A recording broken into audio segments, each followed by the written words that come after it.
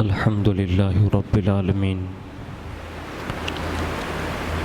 والعاقبة للمتقين والصلاة والسلام على سيد الأنبياء والمرسلين وعلى آله وصحابه وأزواجه وذرياته وأهل بيته وابنه الغوث الأعظم الجيلاني ومعين الملة والدين وشيخ الإسلام والمسلمين أعلى الحضرة الإمام أحمد رضا وعلى عباد الله الصالحين أجمعين أما بعد فأعوذ بالله من الشيطان الرجيم بسم الله الرحمن الرحيم يا أيها الذين آمنوا اتقوا الله ولتنظر نفس ما قدمت لغد واتقوا الله إن الله خبير بما تعملون ولا تكونوا كالذين نسوا الله فأنساهم أنفسهم أولئك هم الفاسقون لا يستوي أصحاب النار وأصحاب الجنة هم الفائزون لو أنزلنا هذا القرآن على جبل لرأيته خاشعا متصدعا من خشية الله وتلك الأمثال نضربها للناس لعلهم يتفكرون صدق الله العظيم وصدق رسوله النبي الأمين المختار الكريم ونحن على ذلك لمن الشاهدين والشاکرین والحمد للہ رب العالمین۔ آئیے سب سے پہلے مذہب اہل سنت والجماعت یعنی کہ مسلک اعلیٰ حضرت کے قدیم دستور کے مطابق ہم سب کے آقا و مولا حضور سراپا نور سیدنا محمد الرسول اللہ صلی اللہ تعالیٰ علیہ وآلہ وسلم کی بارگاہ پر نور میں جی لگا کر درود پاکی نظریں پیش کر لیں۔ اللہم صلی علی سیدنا مولانا محمد معدن الجود والکرم وعلی آلہ وصحابہ وبارک وسلم صلاۃ والسلام علیک یا رسول اللہ صلی اللہ تعالیٰ علیہ وآلہ وسلم۔ نبی اور آل نبی پر ایک بار اور محبت سے جی لگا کر درود شریف پڑھ لیں۔ اللہم صلی علی سیدنا مولانا محمد معدن الجود والکرم وعلی آلہ وصحابہ وبارک وسلم صلاۃ والسلام علیک یا رسول اللہ صلی اللہ تعالیٰ علیہ وآلہ وسلم۔ نبی اور آل نبی پر ایک بار حصول برکت کے لیے اور درود شریف کی نظر پیش کر لیں۔ اللہم صلی وسلم وبارک علی سیدنا و مولانا محمد النبی الامی الحبیب العالی القدر العظیم الجاہ وعلی آلہ وصحابہ وبارک وسلم صلاۃ والسلام علیک یا رسول اللہ صلی اللہ تعالیٰ علیہ وآلہ وسلم۔ اس وقت ہندوستان بھر سے سینکڑوں لوگ برگاہ سلطان الہند عطائے رسول خواجہ خواجگاں فخر ہندوستان حضور سیدنا معین الدین حسن المعروف سرکار غریب نواز رحمت اللہ تعالیٰ علیہ کی بارگاہ میں اپنی سوغات کے نذرانے پیش کر چکے ہوں گے۔ گزری ہوئی شب میں سب نے فیضان چشتیت کے وہ عظیم الشان جام پیے ہوں گے اور آج بھی ان کے قرب و جوار میں رہ کر وہ جمعۃ المبارکہ کے یہ لمحات گزار رہے ہوں گے۔ اللہ تبارک و تعالیٰ ان سب کی حاضری قبول فرمائیں اور ان کی حاضریوں کے توسل سے اللہ رب العزت ہم سب کو بھی اس در پاک کی با ادب حاضری نصیب فرمائیں۔ اسی حاضری کو حضور سیدنا برہان ملت علیہ رحمت و رضوان بڑے انوکھے انداز میں यूं अर्ज़ करते हैं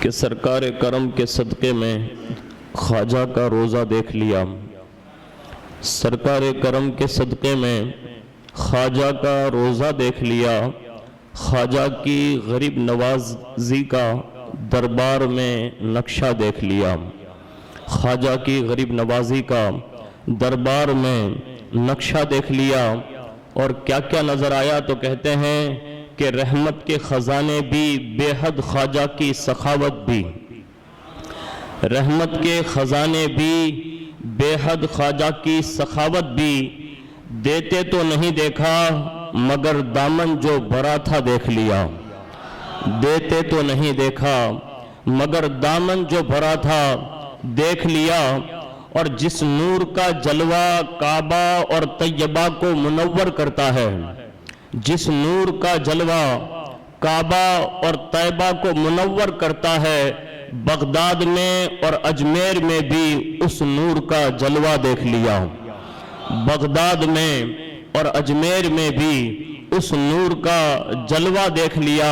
اور پھر کیا کیا دیکھا تو وہ کہتے ہیں کہ مسکین و تونگر یکساں جذبات کے ساتھ کھینچے ہوئے آتے ہیں، مسکین و تونگر یکساں جذبات کے ساتھ کھینچے ہوئے آتے ہیں، ایک قبر میں سونے والے کا انسانوں پہ قبضہ دیکھ لیا، ایک قبر میں سونے والے کا انسانوں پر قبضہ دیکھ لیا، اور مردوں کے ہجوم بے حد ہیں، عورتیں اور بچے بھی ہیں، مردوں کے ہجوم بے حد ہیں، عورتیں اور بچے بھی ہیں، تہذیب و حیا کا کھو ہم نے ان آنکھوں سے ہوتا ہوا دیکھ لیا۔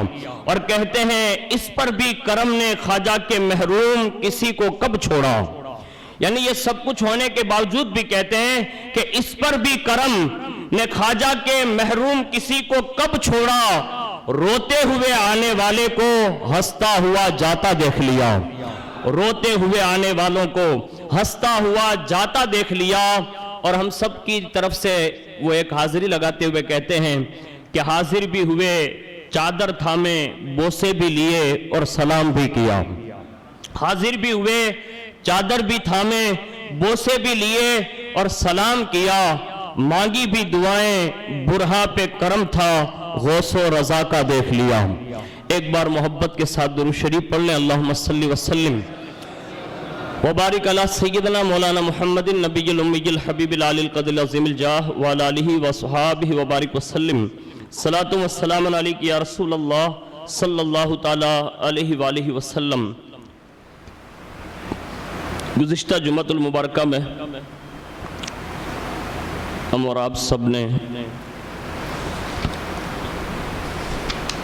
قرآن عظیم کے تعلق سے چند باتیں غور سے سننے کی سعادت حاصل کی۔ اللہ رب العزت ہم سب کو عمل کی توفیق عطا فرمائیں۔ آج کی اس نشست میں قرآن اور غریب نواز، اس حوالے سے چند باتیں ان کی سیرت پاک سے عرض کرنے کی سعادت حاصل کروں۔ ذہ نصیب ہمیں اور آپ کو غریب نواز کے اس مشن کو زندہ کرنے کی توفیق نصیب ہو جائیں۔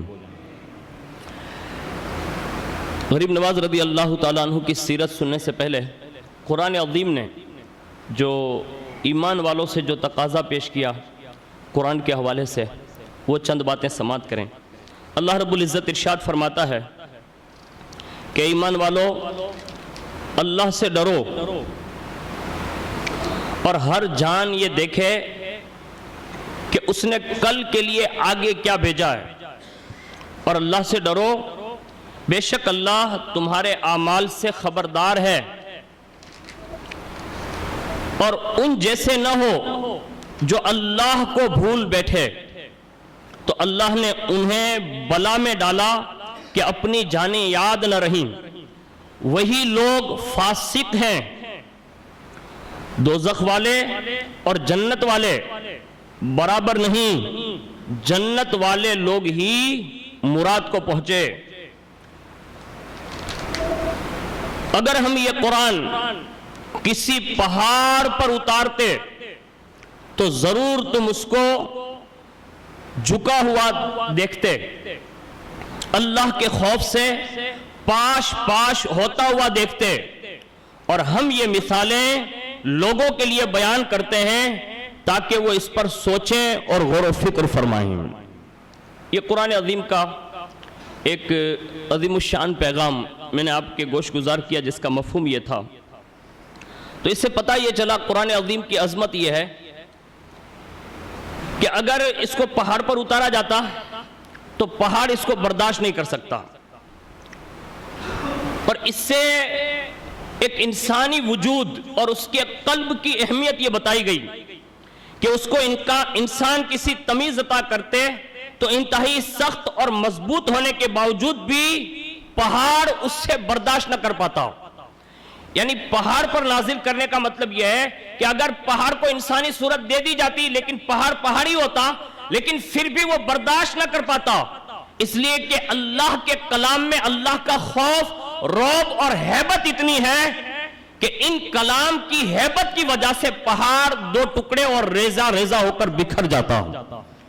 لیکن قربان جائیں رسول اللہ صلی اللہ علیہ وسلم کے قلب انور پر کہ آپ کا قلب اقدس پہاڑ سے بھی زیادہ مضبوط ہے، کیونکہ آپ کو اللہ تعالیٰ کا خوف اور اسرار الہی سے واقفیت کامل طریقے سے حاصل ہونے کے باوجود آپ اپنے مقام پر قائم رہے، اور 23 سال کے عرصے میں پورا مکمل قرآن اللہ رب العزت کے اذن اور اس کے حکم سے حضور نے اپنے سینے میں جو ہے اس کو برداشت فرما لیا، اور حضور کا سینہ ایسے ہی برقرار رہا۔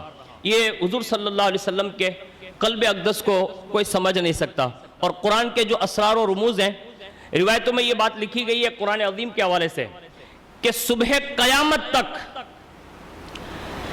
قرآن کے جتنے بھی اسرار رموز ہیں، بظاہر ہم ترجمہ سننے کے بعد یا کچھ تفسیر سننے کے بعد ہم یہ سمجھتے ہیں کہ بس یہی قرآن ہے، نہیں، بلکہ جیسے جیسے اوقات بدلتے جائیں گے، جیسے جیسے زمانے آتے جائیں گے، حالات تبدیل ہوں گے، جب بھی کسی اسرار اور رموز، احکام اور فضائل اور کمال کی ضرورت پڑے گی تو دنیا کی کوئی کتاب اس کا حل بتائیں یا نہ بتائیں، اللہ کا کلام قرآن مجید اس کا حل ضرور ڈھونڈ نکالے گا۔ اور یہ سب کی اپنی اپنی پہنچ کی بات ہے جس کو اللہ توفیق دیتا ہے، اس لیے کہ قرآن سے کیا نہیں ہو سکتا یہ کہا جا سکتا ہے۔ میں جو آپ کو عرض کر رہا ہوں نا، یہ دنیا میں چیلنج ہے کہ قرآن ہی ایک ایسی کتاب ہے جس سے سب کچھ کیا جا سکتا ہے، لیکن پھر اس کے پاس ایسا پاور ہونا چاہیے۔ میں غریب نواز کے حوالے سے ایک بات عرض کر دوں تاکہ آپ کو اندازہ ہو جائے کہ غریب نواز نے قرآن پڑھا، کسی یونیورسٹی میں آپ نے کبھی داخلہ نہیں لیا، یہ تو کنفرم ہے نا، یہ تو سب کو معلوم ہے کہ غریب نواز نے کبھی بھی کسی یونیورسٹی میں داخلہ نہیں لیا، کہیں گئے نہیں، کسی اسکول کی دہلیز بھی نہیں دیکھی، لیکن 15 سال کی عمر میں ماں باپ سے قرآن ضرور سیکھا تھا، اور پھر وہ قرآن جو سیکھا نا تو پھر اس کا مطلب اظہار بھی ایسا کیا۔ آج ہمارے یہاں بھی ہم اور آپ سب بھی پڑھتے ہیں، لیکن ہمارا پڑھنا اور ان کا پڑھنا اس میں زمین و آسمان کا فرق ہوتا تھا۔ آج ہمارے یہاں بڑی دشواریاں ہیں کہ اللہ ہم سب پر آسانیاں فرمائیں۔ بڑا مطلب ایک تشویشناک دور سے ہم اور آپ گزر رہے ہیں جس کو یوں کہا جا سکتا ہے۔ لوگ کہتے ہیں ابھی تو مولانا کافی فرق ہے، ایسا بولتے ہیں، تو ٹھنڈے دل سے کبھی سن بھی لیتا ہوں، لیکن پھر غور کرتا ہوں نا تو لوگ یہ کہتے ہیں کافی فرق ہے۔ میں کہتا ہوں کوئی فرق نہیں ہے۔ لوگ کہتے ہیں بہت کچھ واپس آ رہا ہے، بہت کچھ واپس نہیں آ رہا ہے، اب سب کچھ جانے کے قریب ہے۔ اور یہ گزشتہ جمعہ کو میں نے آپ کا ہی تجزیہ کر کے آپ کو بتا دیا۔ کل کی ایک مجلس تھی، وہاں میں نے تجزیہ کیا، کم از کم 100 آدمی اگر بیٹھے ہوں گے وہ، تو میں نے ان سے پوچھا کہ آپ میں کتنے لوگ قرآن شریف دیکھ کے جانتے ہیں، تو صرف 7 آدمی نکلے۔ کتنے؟ آپ میں سے 20 نکلے، وہاں سے 7 نکلے۔ اب میں نے اسے ٹارگٹ لگا لیا کہ اب جس مجلس میں جائیں گے یہ سوال ضرور کریں گے، ہو سکتا ہے کہ یہ سوال کسی دل میں ٹچ ہو جائیں اور وہ کم از کم صحیح اور درست قرآن پڑھنے کی سعادت حاصل کر لیں۔ بس یہ تجزیہ کرنا چاہیے، قرآن کیا کر سکتا ہے اس کو سنیے۔ حضور سرکار غریب نواز رضی اللہ تبارک و تعالی عنہ جب نیشاپور آپ سفر کر کے علم حاصل کرنے کی نیت سے نیشاپور پہنچ کر سرکار غریب نواز اس شہر میں جیسے پہنچے نا، تو آپ فرماتے ہیں کہ میری 15 سالہ عمر ہے، لیکن میں نے جیسے اس شہر میں داخلہ لیا نا تو سب سے پہلے پوچھا مسجد کہاں ہے؟ تو لوگوں نے کہا ایک کونے میں ایک مسجد ہے لیکن وہ ویران پڑی ہوئی ہے۔ غریب نواز فرماتے ہیں کہ میں نے کہا ویران ہی صحیح ہے تو اللہ کا گھر نہ، چلتے ہیں۔ لوگوں نے راستہ بتایا، فرماتے میں ویران مسجد میں پہنچ گیا۔ اب فرماتے وہاں جب میں پہنچا نا تو مسجد پوری مطلب گرد و غبار سے بھری ہوئی ہے۔ غریب نواز فرماتے اس وقت میں نے مسجد کی صفائی فرمائی، اور فرماتے ہیں کہ جیسے ہی میں صفائی کر کے مکمل ابھی صفائی کیا نا، اتنے میں عصر کی نماز کا وقت ہو چکا تھا، اور آپ فرماتے ہیں میں نے عصر کے لیے وضو کیا، اور وضو کرنے کے بعد اذان کہی۔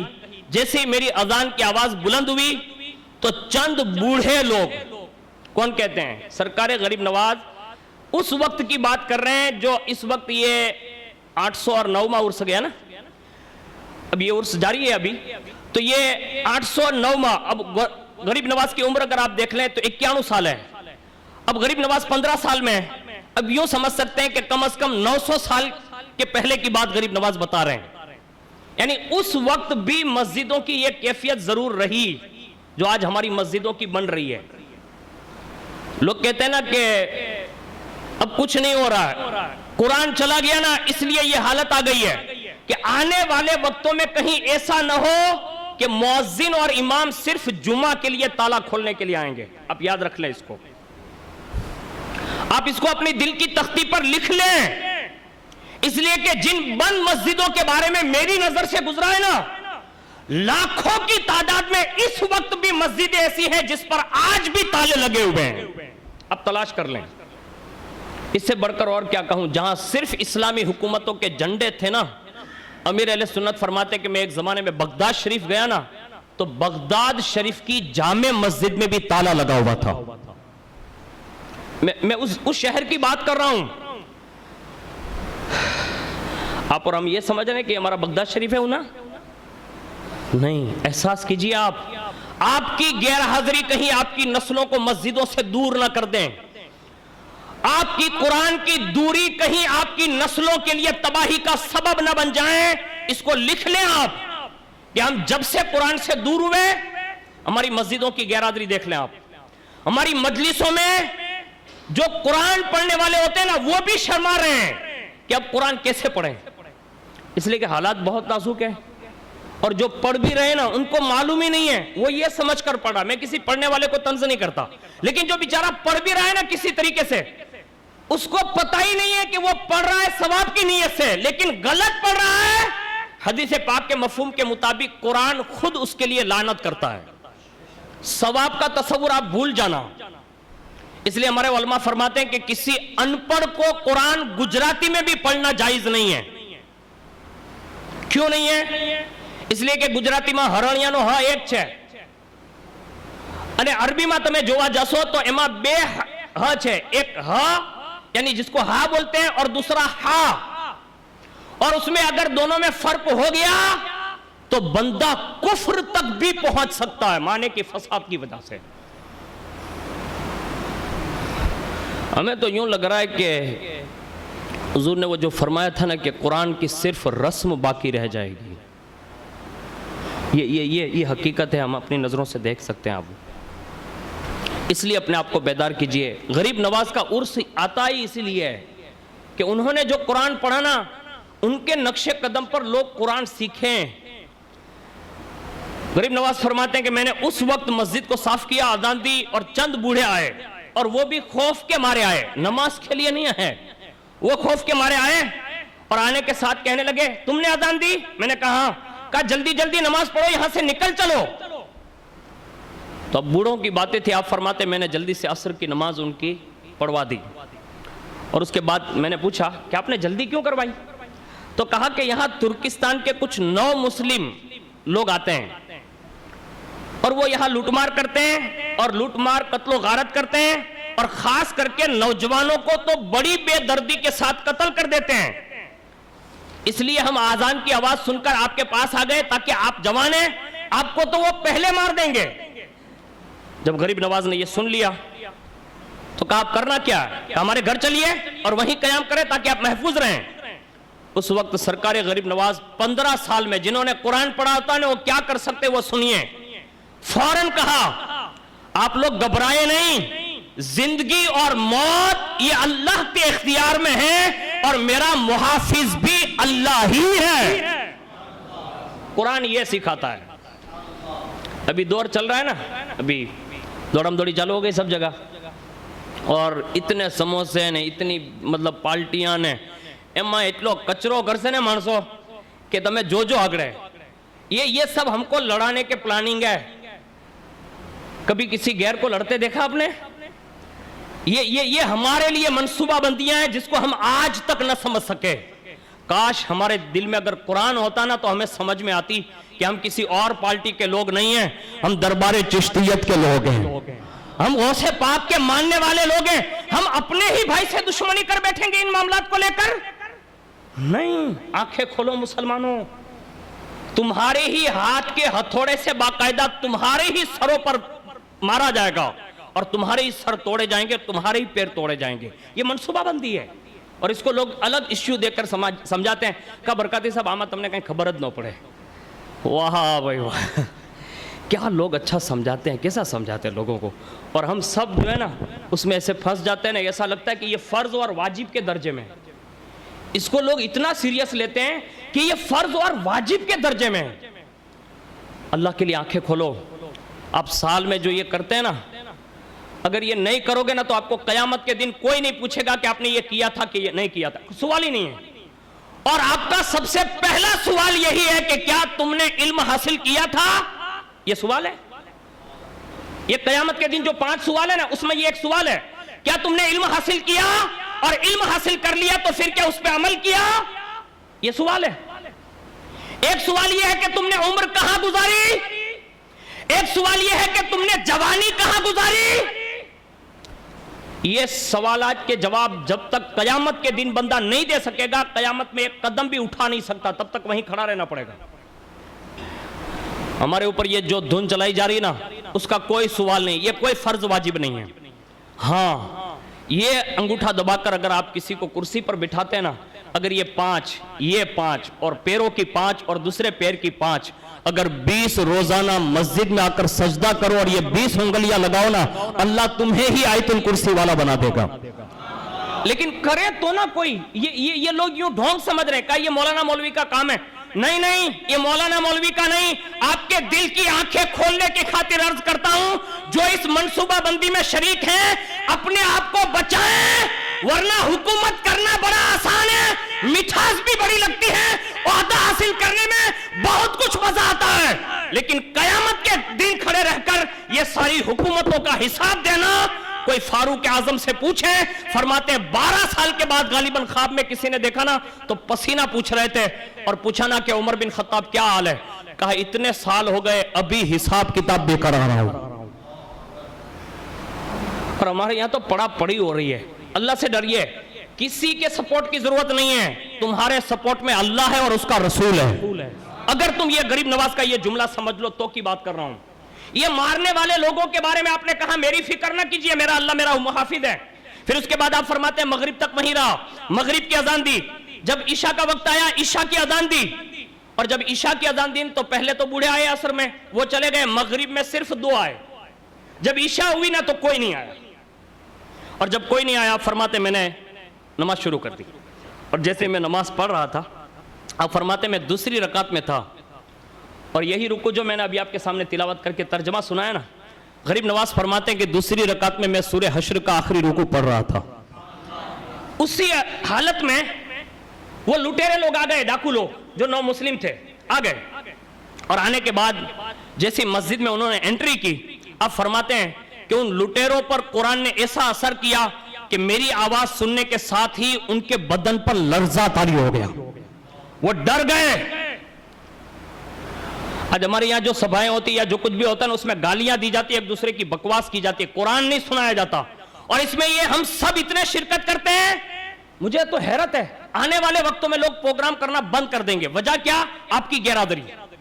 آپ کسی کی سبھا میں گالیاں سننے کے لیے جا سکتے ہیں, صدیق اکبر کے جشن میں آ کر رسول اللہ کی تعریف سننا پسند نہیں کر سکتے. یہ ہماری کمزوری ہے. اگر ہمارا باپ مر جائے نا تو ہماری پوری جماعت جاتی ہے, ہمارے باپ کی برسی ہونا تو ہم سب جاتے ہیں, لیکن جہاں اللہ اور اس کے رسول کے خاص محبوب بندوں کی بات آتی ہے نا تو ہم یہ سمجھتے کہ وہاں کون جائے گا. وہاں تو نیاز میں تو چنے بکتے ہیں. چنے کو نہ دیکھ جشن صدیق اکبر تو دیکھ یار. یہ ہمارے ایمان کی کمزوریاں ہیں. غریب نواز نے یہ سوچا ہوتا تو گھر پہ ہی رہتے. بہترین باغیچہ تھا ابا کا, پنچکی تھی, بڑے مالدار تھے, کھاتے پیتے موج کرتے, لیکن نہیں, ان کے دل میں وہ ٹکڑا جو گیا نا حلق سے نیچے, جو کسی اور نے امانت بھیجا تھا, وہ حلق سے نیچے اترانا, اسی وقت دل کی دنیا بدل گئی تھی. کہا معین الدین تو اپنے لیے پیدا نہیں ہوا ہے, رسول اللہ کے دین کی مدد کے لیے پیدا ہوا ہے. 15 سال میں شہر چھوڑ دیا. آج ہمارے یہاں 7 سال کا نماز کورس ہے نا, نام لکھوانے کے لیے ابھی میں کہوں نا کہ نام لکھوا دو, کہ مولانا وہ پوزیشن خراب چنے ماں کیا ہے, وائی نہیں, فلانو تھا ہے, ڈھکنو تھا ہے. آپ نماز سیکھنے کے لیے 7 دن اپنے شہر میں نہیں دے پا رہے ہیں. آپ خود اندازہ لگائیے کہ آپ اپنی قبر کی کتنی تیاری کر رہے ہیں, اپنے میدان محشر کی کتنی تیاری کر رہے ہیں. غریب نواز فرماتے ہیں, آخری جملہ سن لیجئے, کہ جیسے ان پر بدن پر لرزہ طاری ہوا, اس لرزے کی وجہ سے وہ سارے کے سارے ایک دیوار سے سٹ ہو گئے, مطلب لگ گئے, اور اسی حالت میں وہ بیٹھ گئے اور میرا نماز پڑھنا دیکھتے رہے. یعنی میں نماز پڑھتا رہا, وہ دیکھتے رہے. اور آپ فرماتے ہیں جیسے میں نماز سے فارغ ہوا, میں نے ان کے سامنے مخاطب ہو کر کہا, اے لوگو, یہ مسجد ہے, اللہ کا گھر ہے, یہ رب تبارک و تعالیٰ کا فضل ہوا کہ تم یہاں تک تو آ گئے ہو, اب کیا وضو نہیں کرو گے اور نماز نہیں پڑھو گے؟ تاکہ یہ دونوں کام اگر آپ کرو گے نا تو اللہ تمہارے دلوں کو قرار عطا فرمائے گا. غریب نواز فرماتے ہیں کہ میری زندگی کا یہ پہلا جملہ تھا جو میں نے ان سے کہا. فرماتے ہیں کہ میرے یہ ارشاد کا بھی اتنا اثر ہوا کہ سارے کے سارے ڈاکو کھڑے ہو گئے اور پانی کی تلاش کرتے ہوئے آئے, وضو کیا, اور وضو کرنے کے بعد وہ بھی میری اس مسجد میں نماز میں مشغول ہو گئے. 3 جملوں نے ان ڈاکوؤں کو نمازی بنایا. لیکن تھے ڈاکو, نئے نئے مسلم تھے, لیکن تھے ڈاکو, 3 جملوں میں نمازی بن گئے. اور میرے خیال سے ہماری اور آپ کی کمزوریاں یہ ہے کہ ہم نے زندگی بھر تقریریں سنی, آج تک نمازی نہیں بن سکے. تو مجھے بتاؤ, 9 مسلم ڈاکو اچھے تھے کہ ہم لوگ اچھے ہیں؟ وہ اچھے اس لیے تھے کہ انہوں نے غریب نواز کو دیکھا, انہوں نے غریب نواز کی تقریریں سنی. ہم کم نصیب ہے کہ ہم وہ زمانہ نہ پا سکے. لیکن سنو, غریب نواز فرماتے ہیں کہ جیسے وہ نماز سے فارغ ہوا نا, میں نے ان سے کہا تم ان سب کو قتل کیوں کرتے ہو؟ کہا یہ جو لوگ ہیں نا, کہا ہاں, کہا یہ سلطان سنجر کو مانتے ہیں. کہا اچھا, کہا پھر؟ کہا وہ انہی کے گیت گاتے ہیں اور ہمیں اس سے نفرت ہے, ہم یہ کبھی نہیں ہونے دیں گے. غریب نواز نے فرمایا, بھائیو ان کے گن وہ کیوں گاتے آپ کو پتا ہے؟ کہا نہیں. کہا سلطان سنجر جو ہے نا وہ ان کی ہمدردی کرتا ہے, ان کے کھانے پینے رہنے سہنے ساری خدمتیں وہی کرتا ہے.